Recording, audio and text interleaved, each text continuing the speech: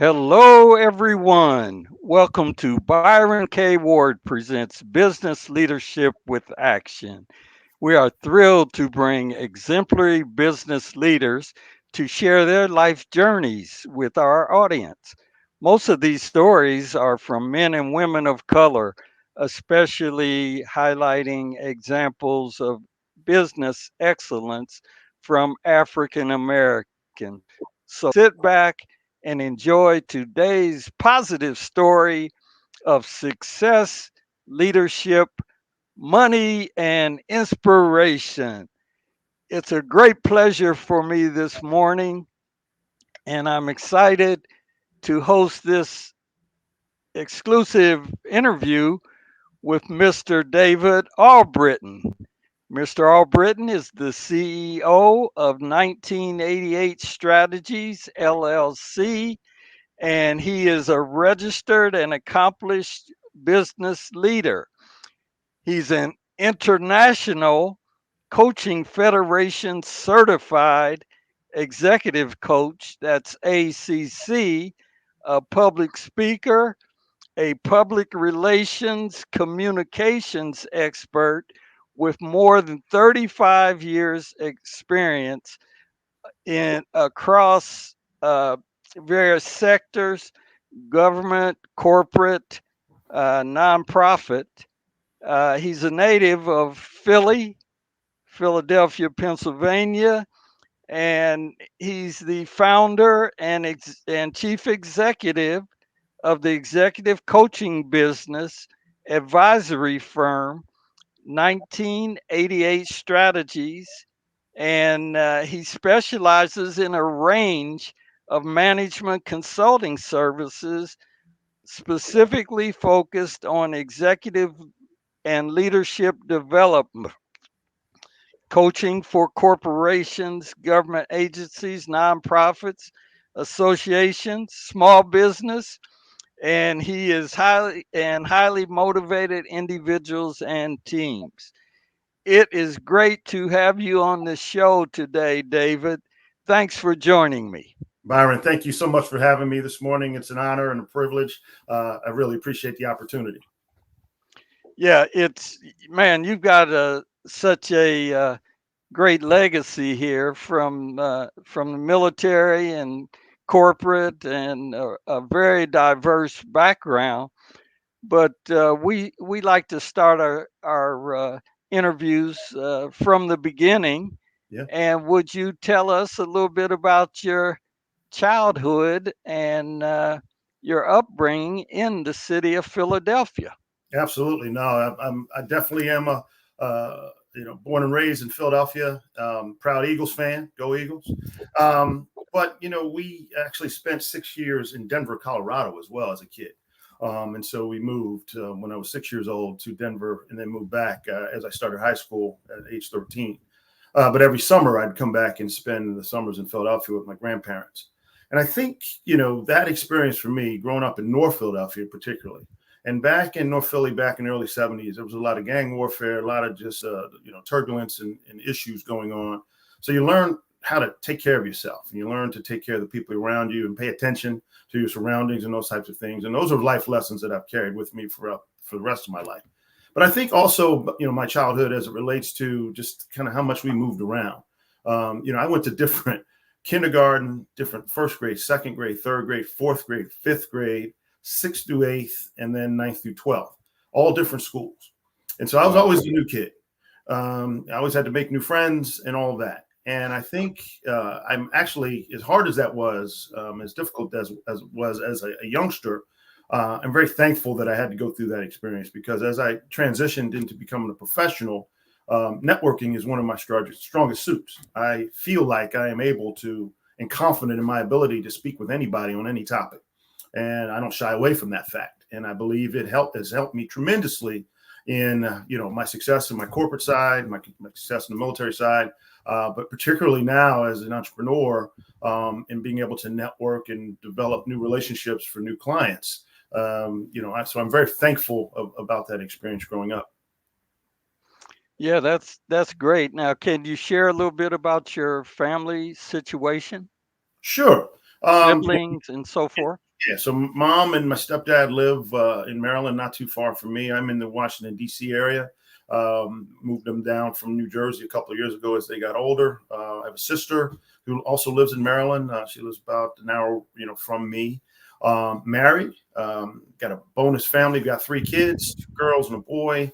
The girls are both in their 30s. Each, between the two of them, we've got 3 grandkids, age 12, 8, and 5. Our youngest is 20. He's a sophomore, about to be a junior, computer science major at Elon University in North Carolina.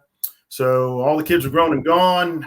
Everybody's doing well in their careers and in their school career, and couldn't be prouder of all of them. It's just been phenomenal to watch them grow and go and develop their own lives. And, again, couldn't be prouder of them. Yeah. Now, David, as a achiever, were there things in your childhood that oriented you toward the military, toward the corporate career that you've had? A lot of what happened to me in my life was somewhat by happenstance, by circumstance, and things just blessings, and the Lord looking down on me and taking care of me in a way that only He can. My initial interest in going to U.S. Naval Academy stemmed from me living out in Denver, Colorado, and one of my middle school buddies' oldest brother was a midshipman at the Naval Academy. And he came home with his stories in his uniform, and we were all proud of that. And we all said at the time, as 11, 12-year-olds, hey, we want to go to the Naval Academy. Well, then at age 13, we left Denver and we moved back to Philadelphia. And this was back in 1979, and this was before cell phones and everything else. So I lost touch with all those guys. And as I got into high school and started playing high school football, ironically, my high school football coach, who was a legendary coach in Philadelphia, his name's Al Angelo. He's since passed. But he had been a reserve naval officer earlier in his career. And once he heard about my interest in going to Naval Academy, he just took me under his wing. And he taught me about leadership and, ways outside of football, and just, helped to coach me and get me prepared for the application to the Naval Academy. So when it came time to apply to schools, of course, Naval Academy was on that list. U.S. Coast Guard Academy was on that list. I actually did not apply to West Point and the Air Force Academy because I did the research about where their bases are and where I might be stationed. The Air Force having missile bases up in Minnesota and North Dakota, and the Army having bases in other places. For the Navy to have bases in Hawaii and San Diego and Virginia Beach and Jacksonville, Florida, it sounded a lot more appealing to me, and so I didn't apply to anything outside of those schools. And then other schools in and around Pennsylvania, Penn State and Temple University and Rutgers and all of those. Ironically, I got into every school except the U.S. Naval Academy. U.S. Naval Academy chose me as a candidate to go to the Naval Academy Preparatory School for a year because something happened with either my grades or my SAT scores or something. They saw promise, but not enough to go straight into the U.S. Naval Academy. Had I gone straight into the U.S. Naval Academy, I would have been David Robinson's classmate. And everybody knows that name as Hall of Fame basketball player who was a year ahead of me. So I went to NAPS for a year. It was ironic. I had some cousins that were at Penn State, and 2 Kappas, members of Kappa Alpha Psi, and a sorority, Kappa Alpha sorority. And so I just knew that I was going to Penn State. Just to go up there to, be a frat guy and just have a great time, until cooler heads prevailed in my family. And my grandfather was a strong influence at me staying true to what I aspired to do, which was go in the Navy and be a naval officer, and end up going to NAPS, which was absolutely the best professional decision I've ever made. I was 17 years old when I graduated high school. I had great grades in high school, graduated top of the class, but I was not a good student yet. Didn't really know how to study at the level that I would have required to, do at the Naval Academy. And so that year of NAPS just really helped me to mature, helped me to kind of deal with college level material. And I think the biggest thing is I learned how to get yelled at. And so by the time I got to Naval Academy, I'd already had that in my system and had experienced it. So it made that transition a lot more easy. Outstanding. Now, what did you study? So my major, I started as a math major, but ended up I graduated as a general engineering major. Okay. And what year did you graduate? 1988. Okay. Now, you did you immediately go into your military career? Yes, as a graduate of any service academy, you owe the government 5 years of service, which I was proud to do. One of the great things about why I chose the Naval Academy, I knew I'd have a job when I graduate. And I was very much looking forward to going out and serving and seeing the world.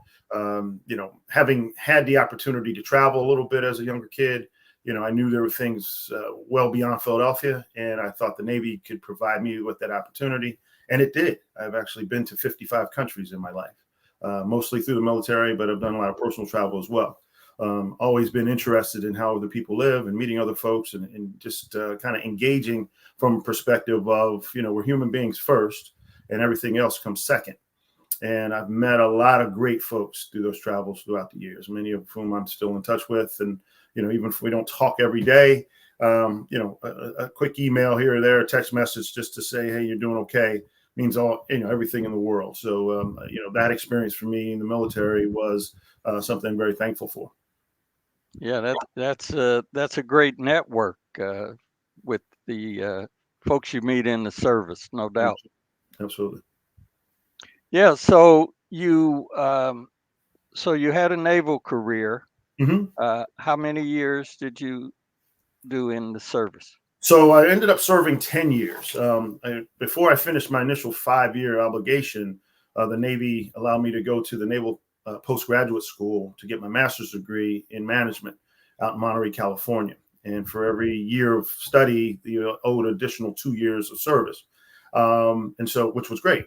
But I ended up changing careers in the Navy. When I graduated from the academy, I started off as what's called a surface warfare officer, serving on a ship out of Norfolk, Virginia. It was an amphibious ship that carried 450 Marines.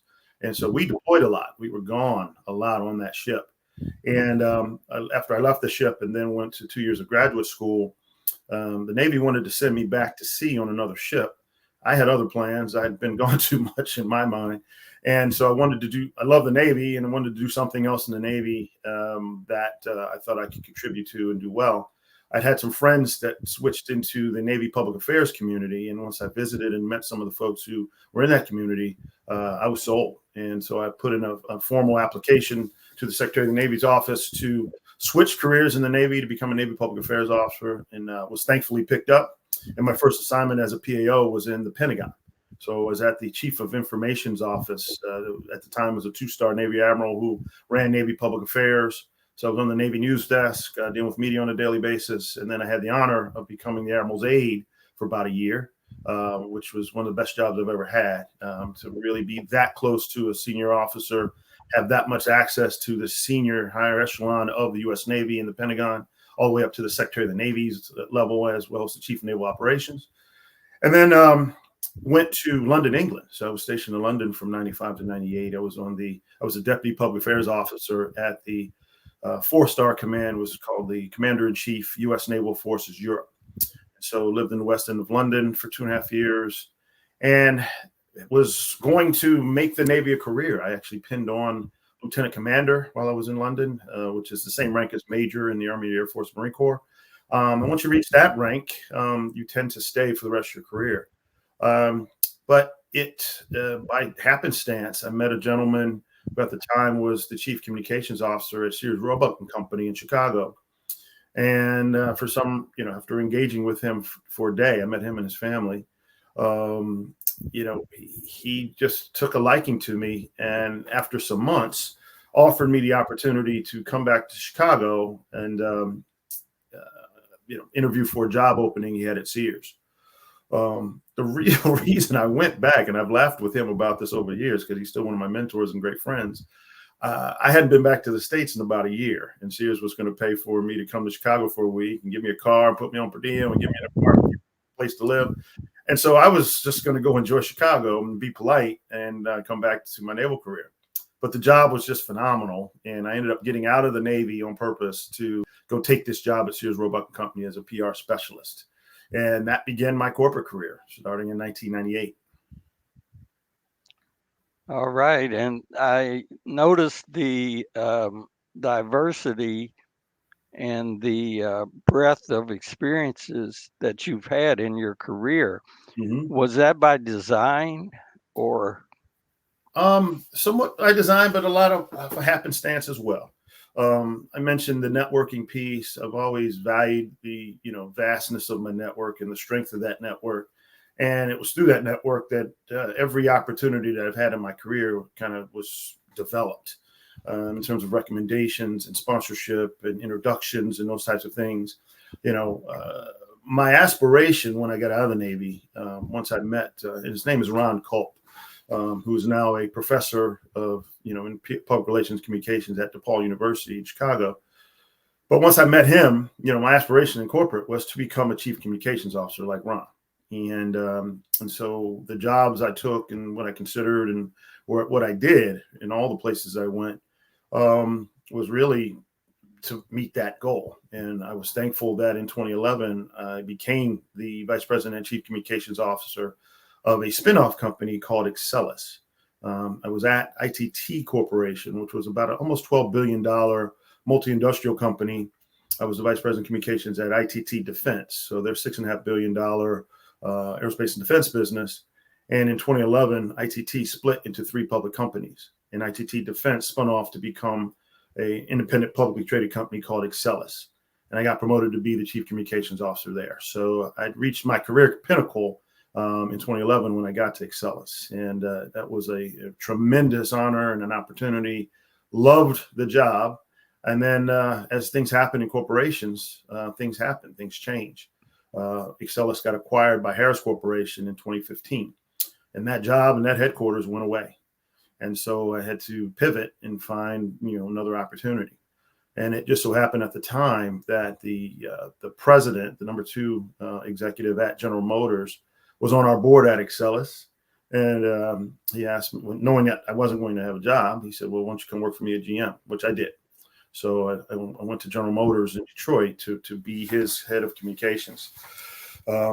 And so, phenomenal company, phenomenal opportunity. Ended up, running all of international communications outside the U.S. for GM. And then had the opportunity, they promoted me to become the president of General Motors Defense, so their aerospace and defense business, which was something I'd never anticipated, something I'd never aspired for. But I was thankful that the senior leadership team at GM saw something in me that probably I didn't see in myself and gave me that phenomenal opportunity. And that business was just so innovative, so much fun. It was an upstart in a traditional, business that, a lot of incumbents already had vehicles in place inside the U.S. Army, Marine Corps, and et cetera. And for us to be able to, sell advanced capabilities in the automotive world into the U.S. Defense Department was a heck of an opportunity. And we won some great business. We won a great platform business called the Infantry Squad Vehicle, which was an ultralight tactical vehicle. We took a Chevy Colorado midsize pickup truck and turned it into a military vehicle. And GM's going to make thousands of them on behalf of the U.S. Army. And so very proud of that accomplishment and what the team at GM was able to do to win that contract over some incumbents. Yeah, that sounds like a fun job and certainly a great accomplishment. Thank you. And that's obviously a career switch there. But let's stick a pin in it right there for a moment and remind you that you are listening to Byron K. Ward presents Business Leadership with Action. And my guest today, Mr. David J. Albritton.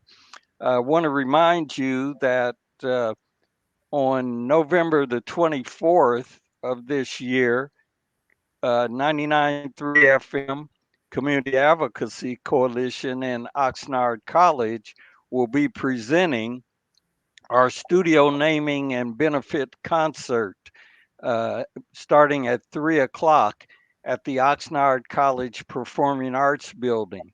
That event will be a community-wide event featuring live music presentations by the Ventura County Mass Choir for our gospel segment, Funli Lejean and E. Smooth for the jazz segment, and also house arrest band for the R&B segment. And of course, all three genres are what the format that we present on 99.3 FM. So mark your calendar. Tickets are available now at 99THREEFM concert.ticketsauce.com. So mark your calendar for that important event. Now, I'm Byron K. Ward, and we're here with David J. Albritton. And David has taken us on a life journey up to this point, up to the point that he became president of ITT Defense Services. General Motors Defense, Byron. General I'm Motors. sorry, General Motors. I'm trying to follow it here, and that that looked like a great experience. Now you have transitioned through several executive roles to now you are a resource to other companies and other executives. You've shared with us that many of the experiences that you've had in your career were somewhat unplanned. They Mm-hmm. were fortuitous opportunities that you certainly took advantage of.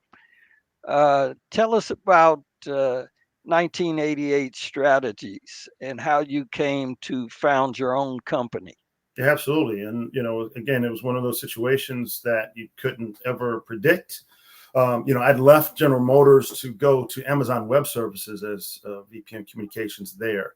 I was always fascinated by Amazon and the tremendous growth and just how amazingly fast things were moving inside that company. And so I was glad to go there. And unfortunately, about 3.5 months into my tenure there, my oldest daughter got diagnosed with a form of leukemia. They'll say up front that we're blessed and thankful that she's in remission now and living her best life. And she's a director of clinical research at Merck and Company, doing a phenomenal job. She's on their COVID task force, and you can hear proud dad coming out here. That's a blessing. Yes, it is a total blessing. And so she's able to be a great mom, still have a career, and so I am so thankful that she's healthy and as she can be and still living a great life. But at the time, I didn't know any of that. And all I knew is that my baby girl needed me. And so, I pretty much took a leave of absence from Amazon to just go be with her, my other daughter in Philly. And, 2.5 months into that experience, I just started to have an epiphany about my own future. As you heard me mention, my career goal and aspiration had been to be a chief communications officer. Well, I'd done that already. And then out of the blue, I became the president of a business division, had never aspired for that, but I did it. So all the boxes that I wanted to check in my corporate career had already been checked. And so while I had the opportunity to go back to Amazon, I still felt like I need as much flexibility in my life and career to be able to be wherever I need to be at the time I need to be there. And so I'd always had in the back of my head, having other friends and people I know who started their own enterprises and are doing very well with them. Well, I'd love to have my own business one day. And it was just kind of in that moment where the idea sparked, and I started reaching out to my network to get ideas about what this could be and how to grow it and everything else. And so I took the leap of faith. And so in May of last year, started 1988 Strategies. When I founded it, it was primarily going to be a public relations and business consulting business. But I started reaching deeper into my network, and having been someone in my corporate career who was thankful that I got assigned an executive coach at one of the previous roles I had in corporation. It appealed to me. I've been a career-long and lifelong mentor. I just love engaging with folks. I find even in my busy schedule now, it's probably 2 or 4 hours a week that I'm mentoring somebody. I'm on a phone call and we're just talking about life and career and thinking about things, etc. So in my mind, if I was able to transition to become an executive coach, I'd never have to retire. I could do that from wherever I am around the world, traveling. As long as I have an internet connection and a computer, I can be coaching. And so I look forward to that opportunity. And so that I could really learn what it is to be a coach, I applied for what's known as one of the I think the leading coaching training program in the whole coaching industry at Georgetown University, their executive leadership coaching program. And so that was an 8-month program that I completed a few months ago. And it was a phenomenal journey for me. I hadn't been in a classroom like that, in a different context, learning in many years. And so I had to do a lot of self-discovery on my transition and my journey to becoming an accredited executive coach. But I'm thankful for that experience because it helps me understand the experience of my coaching clients a lot better, because I too had to go through that journey. I'm able to marry that up with all the experience I've had in corporations, et cetera. And so as you engage with folks who have questions about their own vision, their own objectives, some folks have imposter syndrome and just don't know how to work around it. They might have a difficult time with people they work with, or they don't know what leadership presence really means, or how to communicate effectively, or how to network effectively. These are things that coaching can really help someone with. And one of the things I learned about coaching is that it's much different than mentoring, right? I look back at the hundreds of folks I've mentored, whether that be one conversation or 20, and through the lens of the fact that if you're a senior executive mentoring someone who's junior, and forgetting the fact that at one point I was a junior person as well. And if I'm talking to a senior person, a lot of times people get struck by titles. And so if you're a junior person talking to an SVP or the president of General Motors Defense, how much are you really listening to what that person's saying? Or are you just enamored with the fact that you're talking to a senior person? And so if the mentor is just on transmit and giving and sharing a lot of information, how much of that is really being absorbed by the mentee in that moment? And the huge difference is, as a mentee, you don't want to show weakness, and you don't want to show that you have misgivings, or you have doubts about yourself. And so you're not going to share those things. Right. As a coach, my job is to find out those things and help you overcome those things. Because a lot of times in our engagements as a coach and a coaching client, it's what you don't say in response to one of the questions I ask you that I pick up on, that we dive into, so that we can really understand in depth what's actually going on. And then we can spend some time kind of trying to create some development plans to get past that. That's the beauty in the arc of coaching that I've truly enjoyed since I've jumped in full time to become an executive coach. David, tell us a little bit about the business elements of transitioning to being a coach. Certainly you bring a legacy of leadership, being an officer in the United States Navy, having been an officer, and being a senior executive in large corporations. Mm-hmm. But from a philosophy and a organizational standpoint, tell us a little bit about how your business works now. And I think our audience would be interested in knowing the inner workings, so to speak, mm-hmm. of your organization. Okay, no, absolutely. So I am operating a sole proprietorship LLC, right? So I'm the only employee of 1988 Strategies. And that's a heck of a change coming from a corporate entity where you have title, you have salary, you have benefits, and all these things. And then you go off to nothing. I went from being a salaried executive to nothing. Luckily, I had the financial wherewithal to be able to take care of my family and, all my responsibilities as, a breadwinner in my household, my wife, with a son in college and everything else. And so you have to know that going in, that you're able to kind of take care of your responsibilities and have that seed corn, if you will, to take care of your stuff.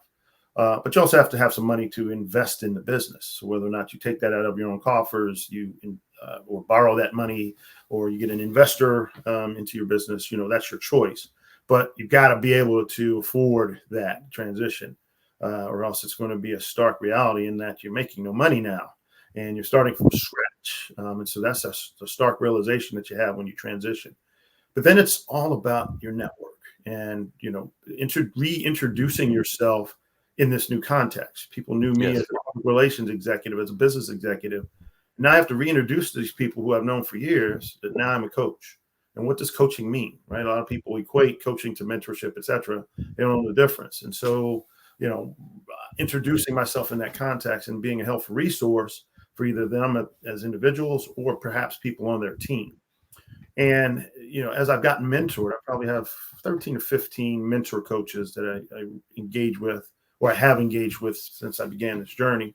And the story is the same from every single one of them. You start from nothing, and then it takes you some time to build your brand, to build your awareness, and to build that credibility with people who now want to work with you, as a coach. And over the last year, I'm up to 12 coaching clients now that I coach regularly. And, word of mouth and just referrals and, are starting to pick up more. So, that to me is the blessing of, the engagement in coaching. But, outside of coaching, I still do some public relations and communications consulting as well, just because I've always enjoyed that field and, all the relationships and all the knowledge I have up in this big head. I'm still able to help in those areas with corporations and nonprofits and others. Now, what are some of the mechanics in the introducing yourself to your network? Were you pounding the phone? Did you have an email campaign? Did you use social media? Probably all the above, but I think that would be interesting to our audience. It's primarily LinkedIn. Reconnecting with people. I mean, I have email addresses and phone numbers for a lot of folks. And so, an introductory email, sharing my new website, those types of things were kind of the initial introductions. But I primarily use LinkedIn with, I think I'm close to 8,000 connections on LinkedIn. And so I just use it regularly. I spend a significant amount of time each week on LinkedIn, posting content, reading content, seeing what people in my network are doing, trying to connect, trying to stay relevant. And there are folks who kind of pick up on those things and reach out to you and say, hey, do you have any, room on your coaching roster? Of course, the answer is yes. And, we begin a coaching engagement. And for me, a coaching engagement is a minimum of probably 12 hours over the course of 4 to 6 months. And we, as coach and coaching client, commit to co-creating the experience for the coaching client, where they're going to come on the other side of this engagement with an individual development plan that's going to be suited for them. It's going to, it's this work that they're going to do. As a coach, I'm not doing the work for you. I'm helping you think about and envision what your future is, helping you formulate and create that North Star and how you get there in terms of, where you are in your current context and where you aspire to go. There's a lot of questions in between. There's a lot of uncertainty in between. There's a lot of work that has to go on to get to that ultimate journey goal. And so we work on those things together. And so that's, kind of describes kind of the inner workings of how the business works, right? The client pays me as coach, or the organization that's sponsoring that individual pays me to be the coach for this individual. And then we get started. And once every couple of weeks, I get together with the coach and client, and we spend an hour, we go deep. And in between, since I am their coach for a time period, they have access to me whenever they want. If they have an epiphany, if they have something good that happens or something bad that happens, they're able to reach out to me, and we can have a quick discussion, see if I can be helpful and to put some context around some things. Still using the arc of coaching as the basis of the discussion with each of my clients. Sure. Would you say that you have a stated philosophy in terms of a overall perspective in which you do your coaching efforts? Or I would. It's kind of a coin phrase that I picked up one time, but I kind of live by it now as a coach. Because again, in a lot of people's mind, it's hard to differentiate mentoring from coaching. The way I look at it, and it's kind of my thesis, if you will, for coaching. Mentoring is informational, coaching is transformational because of how deep you're able to go with someone and put things in a context that a mentor traditionally is not able to do. Mm-hmm. And as I look at it through that lens, and I look at the feedback I get from coaching clients after we've completed a coaching engagement, or it could be after the second session or something, when you get positive feedback from these folks, to see that transformation in their eyes and in their spirit and in their voice and hear that positivity, that's what gets me up in the morning. I am thoroughly enjoying that experience to be able to help people in that way. And you learn as much from them as they're learning from you. And so it's just part of a continuing growth trajectory for me, in a way for me to give back and leverage all these, what powerful years of experience I've had and help other folks hopefully have, a successful journey like I had. Sure. Now, has this career that you've transitioned into, are there some core values that you've developed throughout the years that are guiding you? Did you get it from the training you received to be a coach? How would you articulate that to our audience? Yeah, absolutely. I mean, there's some basic tenets, if you will, of being a leader, that I ascribe to.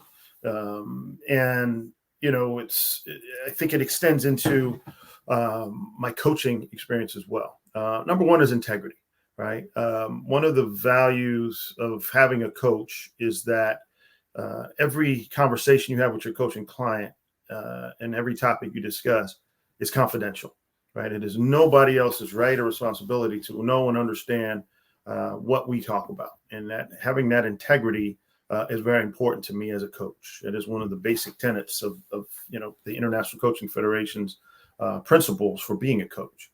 But then, the other aspects of this are, being a good listener, right? Mentors tend to lead in a way that's driving the conversation, and you follow my path because this path was successful for me, but my path is not your path necessarily. And so trying to understand somebody else's perspective, so that you can help guide them in the way that's going to be best for them. That's something else that is a basic core, aspect of, what I do as a coach.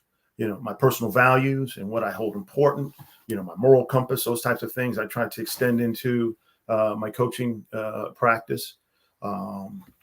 Dealing with diversity, equity, inclusion types of issues, because we all come from different backgrounds, and we're all, as we're working in a corporate context or a nonprofit corporate context, in the military, being able to understand diverse perspectives is something that's important, and something that I try to incorporate into my coaching engagements as well. It's all about, providing people with the trust and confidence that they're able to move forward in a successful way, regardless of what's in front of them.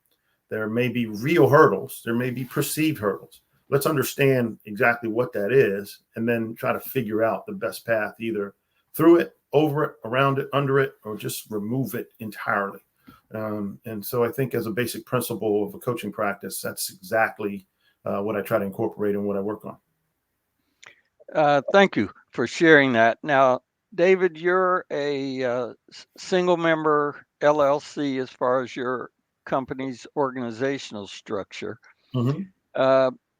What can you share with us about the numbers as a single person corporation? Now, you had the big six-figure salary as an executive. Yeah.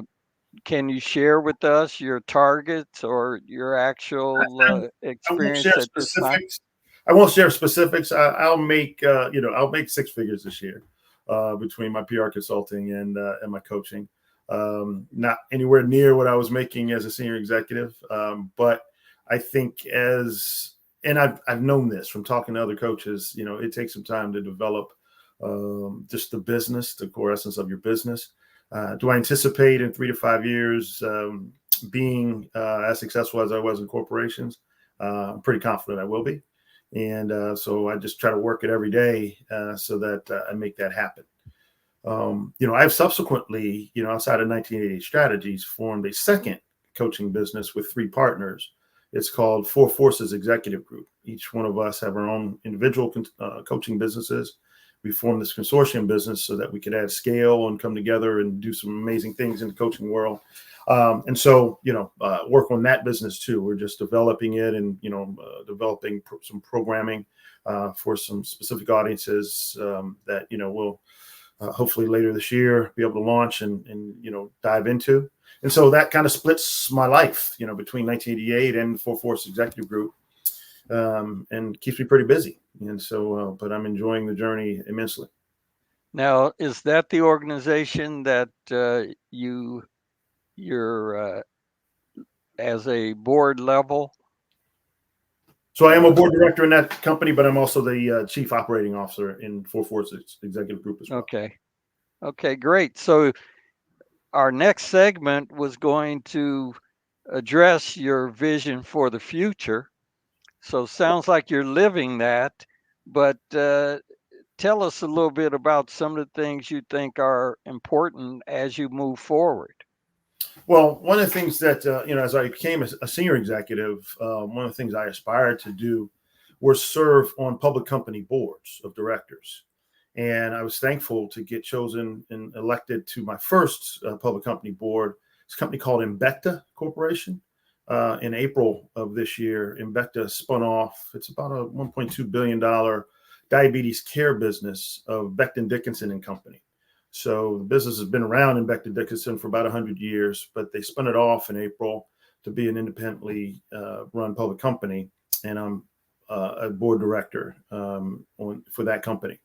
It's not an industry I had any affiliation with or anything, but I am truly, enjoying the learning of engaging with a corporation at that level, and not as an executive, but as a board member, and all the fiduciary responsibilities that go along with being a board member, et cetera. And so it's an amazing company thus far. I mean, the leadership is phenomenal. They just had their first corporate earnings call. The stock bumped, I want to say 9%. I mean, it was, phenomenal first outing for the company. So I couldn't be prouder of the CEO and the leadership team there. But to be part of that process is very, very fulfilling. In the future, I would love to serve on additional public company boards as well, which would dictate a lot of how I spend my time and, what's going to be important to me over time. And so, I say all of that. If you listen to kind of where my journey has been from, starting 1988 to now, it's just a land of discovery, and it's opportunity and taking advantage of those things. And that's what I really get energized about, is somewhat the uncertainty about what's in front of you, but then successfully navigating the pathway and creating your success based on your network and your business acumen and your relationships and all those things. So that kind of describes in a nutshell my journey for the rest of my life. Yeah, I'm sure you've had some, you've shared significant successes that you've experienced. Have there been some great challenges that have been significant in helping you get to where you are today? Always. It's those losses, it's those tough things, it's those things that smack you in the mouth that you learn the most from. It's those failures, or whether it's a leadership failure, whether it's just something that you didn't accomplish in the time frame that you're supposed to. We've all had those types of things in our lives in careers. And thankfully for me, I've used them as learning opportunities so that I don't repeat those behaviors or repeat the situation or the circumstances that put me in the place to experience whatever that was. For me, I'm very much a people person. I love engaging with people and being a leader and kind of help people grow and go. And, one of the toughest things I ever had to experience was firing somebody who, I liked as a person, but they just weren't providing the level of responsibility, showing up on time, doing what they're supposed to do, with those types of things. So, unfortunately, I've had, more than 2 or 3 occasions where I've had to fire somebody. That's the toughest thing I've ever had to do. And, in large part, some of, the internal thought process around the need to fire somebody like that is a failing on my part. I didn't do enough as a leader to make that person successful. And so I've kind of internalized that and owned, some of that as well. And so, yeah, it's been a challenge. And so, one of the things that I always committed to was I don't want to go through that again. But I will do what I need to do as much as I can to try to empower the person, motivate the person, give them enough knowledge, help develop their skills and their abilities to be able to be successful in the role, or find them another role that's going to be better suited to their skill set, their knowledge, what they're willing to do, what they're capable of doing, and all those things. And so, that was a key learning for me over the course of my career. Great. Thanks for sharing that. With the things you've already shared with us regarding your new opportunities on a board of directors of a public corporation, the new is it a foundation or the the new company that you've just founded? The new company, it's an LLC as well. So Okay. It's owned by, we've got 4 owners in this LLC, 4 Forces Executive Group. So in the midterm, is your focus on those specific ventures, or do you have other visions for the future? No, right now, those are keeping me pretty busy. I think there's tremendous opportunity in all 3 of those spaces, in my individual company, in consortium company, and then on the public boards. But I also enjoy, my service on nonprofit boards as well, advisory boards, and on, boards of, just boards of directors for nonprofits. I'm on a few of them across different, sectors. And so I enjoy the work, working with fellow board members, for specific missions. I'm very committed to the U.S. Naval Academy for the opportunity it provided me. And so I'm on the board of the U.S. Naval Academy Foundation. So I'm a trustee on the board of the Athletics and Scholarships Programs. ANSP exists to provide, we raise money to help athletic programs at the Naval Academy, but we also provide scholarships to 16 prep schools around the country to help students who aspire to go to the Naval Academy, but, kind of like me, couldn't get directly into it. And so they go through these prep schools for a year and then to make themselves more competitive to become a midshipman at Naval Academy. I'm very committed to veterans causes. I've been a longtime board member of an organization here in DC called Final Salute, which provides shelter for homeless female veterans. Right, one of the fastest rising veteran populations that need help are females, are women, and many times women, leave a violent household or something, and they don't have anywhere to go. Final Salute provides housing where these women are able to come live safely, for a period of time, get back on their feet, and then go be productive members of society. Tremendous mission founded by a woman who was an Army vet who actually lived that experience after Hurricane Katrina. And, Jazz Booth is her name, and her story's amazing. She's been on Oprah Winfrey. She's been awarded all kinds of things. But to just be part of that effort has been very fulfilling over years. I'm a new director on the advisory board of the Planck Center for Leadership and Public Relations. Being a career public relations guy, I just love giving back to the PR community and trying to help advance diversity, equity, and inclusion issues, but also just advance the profession. And then another board is the Arthur Page Society Diversity, Equity, and Inclusion Advisory Board.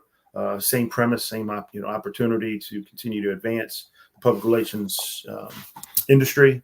And then finally, my son being a junior at Elon University, I'm on the advisory board for the Elon University School of Communications as well. So, all of those things keep me pretty busy, but I love participating. David, you're very articulate, very accomplished. As we come to the end of our time, can you share with us maybe a recent book that you've read that you think our listeners might benefit from? That's a great question. A friend of mine is his name is Hayward Bell. Hayward retired as the chief diversity officer at Raytheon Company some years ago. He and I I worked actually together. know that name. Yeah, so he and I worked together at Raytheon for some years, and he wrote a book. It's not even a large book. I think it's 85 pages, but it's entitled "Leading Diversity: A Sisyphean Task: Reflections of a Chief Diversity Officer." Um, the book is very specific as relates to his experience as a CDO. However, I think as we, as a society, look at the incorporation of diversity, equity, inclusion issues inside our corporate spaces, in nonprofits, in the military, in the government, etc. The premise and the overarching, idea in the book is that it's always a work in progress. You're always on the journey. You're never done with this. And so for those folks that are serious about that topic, it's an easy read. There's a glossary of terms. There's, some questions that an individual should ask themselves about how diversity, how they relate to diversity, those types of things. And so it's a book I encourage, folks to kind of dive into. Again, you can take probably an hour and a half plane ride and be done with it. It's that quick of a read, but it's very thorough. It's very impactful. And for a lot of the consulting work I'm doing, I'm using this as a baseline with some folks to kind of establish a better understanding about the topic of diversity, equity, and inclusion. Yeah, and that's a whole area that we could have, uh, dug into a little more. I'm sure that in your role as a African American leader and coach, that the challenge of creating equity, diversity, and inclusion in our workplaces is still a work in progress to a Absolutely. large part. Absolutely. Uh, I think the status of the African American in the American society. Uh, there was a book by Eugene Robinson, uh, uh,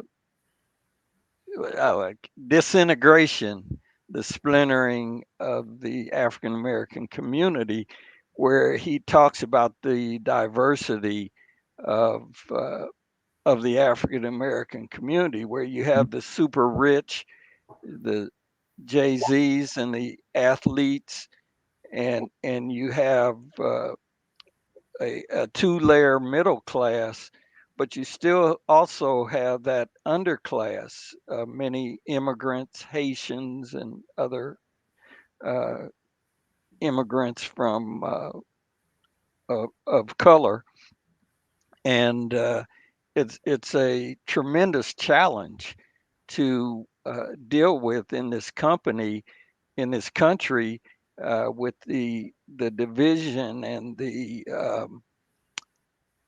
the the challenges are just so great. We've really polarized that kind of creates a bigger problem.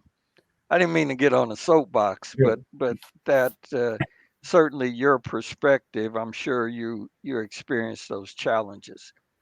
Yeah, absolutely. I mean, I've experienced a lot of those in a corporate sense, in a personal sense, etc. I think for me, it comes down to this. Everybody's got their own biases. They all come from their different segments of and different levels inside the society, et cetera, et cetera. But as we come together in a working environment, et cetera, the ability for everybody to try to understand the other person's experience. And the key word I'll use here is empathy. If I can empathize with you and your experience, understanding that your experience is different than mine, your point of view and perspective are going to be different than mine. But if I can empathize and understand your experience and your perspective, then it enables us to come together in a way that hopefully we can move forward together versus having division. I don't need you to change your belief system. I don't need you to change how you think about things. But if you can meet me in the middle and empathize, then I think that would solve a lot of the world's problems. And that's how I kind of look at diversity, equity, and inclusion in a nutshell. That's great. That's great to share that perspective with our audience. Thank you so much for that.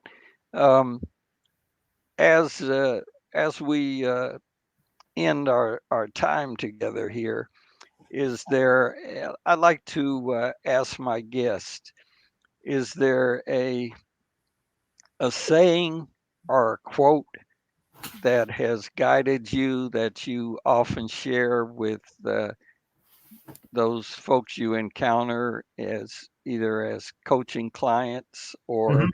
just in your everyday walk? Yeah, I'm a huge fan of Colin Powell. Colin Powell was just one of those leaders that was always just I was amazed by his success and just his perspective and just his presence. And there's a quote I love that he's attributed to saying is it goes something like, there are no secrets to success. It's a result of preparation, hard work, and learning from failure. And if you think about that in the overall context of our daily lives, that's what it's about, right? You got to work hard. You got to learn from your mistakes and your failures. And you got to be prepared for what's next. If you can do That's that on a regular basis, then you succeed. Hey, that's great. He's David J. Albritton, the CEO of 1988 Strategies LLC. And I'm Byron K. Ward, and you have joined us for an exciting hour that's just flown by with Mr. Albritton. We thank you so much for joining us today. Thank you for the opportunity, Byron. I've enjoyed it. I've enjoyed it as well, and you've shared immensely with your many talents and uh, your experiences. I think it will be so valuable to our listeners. We want to remind everyone that Byron K. Ward presents Business Leadership with Action, is produced and underwritten by Action Human Technologies LLC. Our program is broadcast live and pre recorded from the studios of 99.3 FM, KJBU in Oxnard, California, at 9 a.m. Pacific Time and streaming live on 99threfm.com. We're also available on demand, streaming live on 99threfm.com and video at byronkward.com. We're also available on all social media platforms at byronkward.com. Be sure to subscribe to this YouTube broadcast. Thank you so much for joining us today.